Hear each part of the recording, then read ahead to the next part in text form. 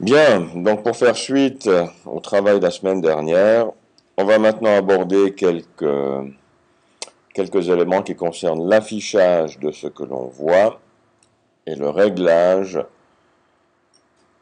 notamment des césures, de la justification et des infractions. Alors, InDesign vous permet de voir certains éléments. Vous remarquerez qu'ici, il y a des zones jaunes.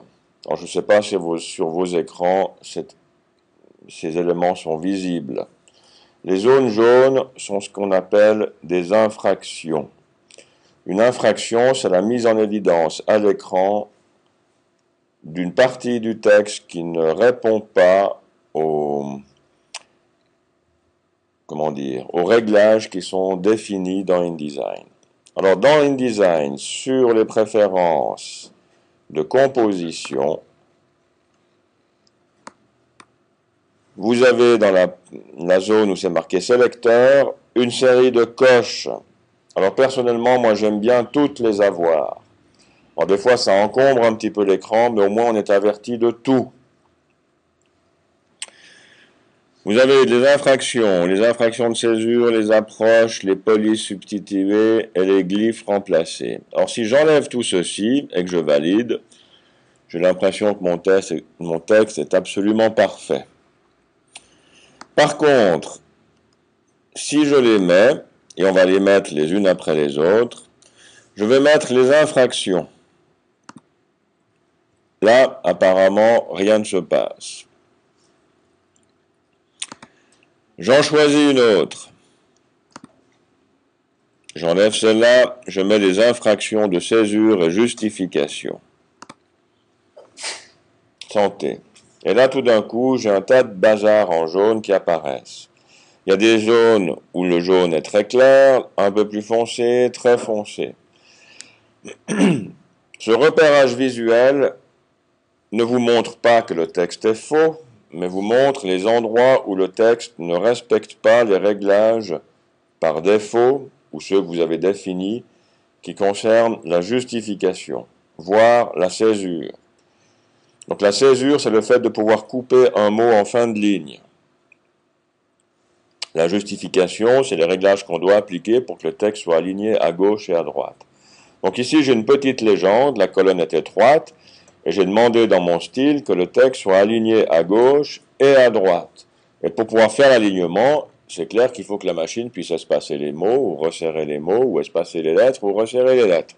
Il nous faut une certaine zone d'élasticité pour créer l'alignement. Sinon, c'est pas possible. Et partout où il y a du jaune, ça signifie que l'espace qu'on a dû mettre entre les mots ou entre les lettres, il est plus grand que celui qu'on aurait aimé avoir. Alors, si maintenant je prends le style qui est utilisé par les légendes, alors dans mes styles de paragraphes, j'en ai un qui s'appelle légende. Je m'assure que rien ne soit sélectionné. Je mets ceci un petit peu plus haut. Je prends mon style de légende, je mets l'aperçu et je regarde là-dedans ce qu'on appelle les césures et les justifications. Alors commençons par la césure. Oh, il n'y en a pas beaucoup là-dedans. Si, il y a 10 glattes. Le fait d'avoir mis une coche ici signifie qu'on accepte que le paragraphe qui utilise ce style ait des mots qui soient césurés. Et là, on choisit quels sont les réglages que l'on veut au niveau de la césure. On aimerait que le mot le plus petit qui puisse être coupé fasse 5 lettres. Donc le mot déjà, qui a 4 lettres, ne pourra jamais être césuré avec un réglage comme ceci. On demande qu'il y ait au moins 2 lettres à la fin de la ligne. Donc à la fin de la ligne, avant le trait d'union, il faut au moins qu'il y ait 2 lettres. On demande qu'il y ait au moins 2 lettres au début de la ligne suivante. Donc ici, on a 10 glattes, 1, 2, 3, 4, 5 dans la ligne suivante. Mais il faut au moins qu'il y en ait 2. La limite de césure. 3. Ça signifie que vous ne pouvez pas avoir plus que 3 lignes qui se suivent qui ont une césure. C'est pour éviter d'avoir des tirets en fin de ligne à toutes les lignes, surtout si les colonnes sont étroites.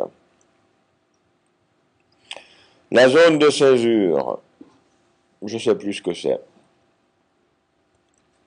Il faut lire la doc, je ne sais plus. Et ensuite, vous avez un espèce de curseur. Ce curseur,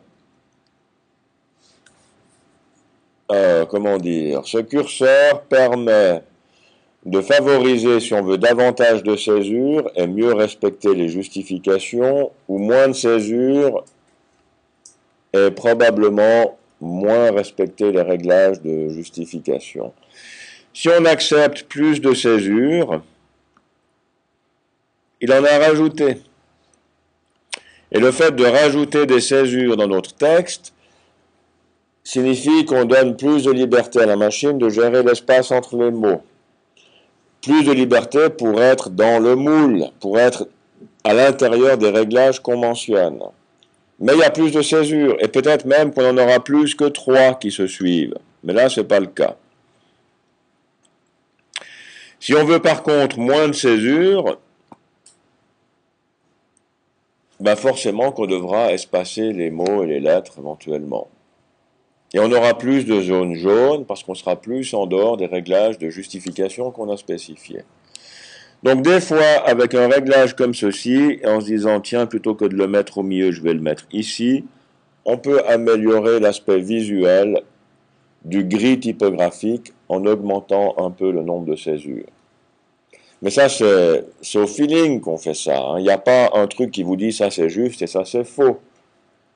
C'est une question d'appréciation et d'esthétisme qu'on décrète. Alors je vais le remettre au milieu. Disons comme... Voilà, vous voyez là, c'est soit je suis ici, soit je suis là. Je ne peux pas avoir de réglage intermédiaire. Je réponds tout de suite à la question. Hein. Ah, je vais le laisser comme ça. Et si vous voulez bien, je vais m'arrêter là pour cette séquence. Ça vous donne l'occasion de poser des questions et je reprends la suite après.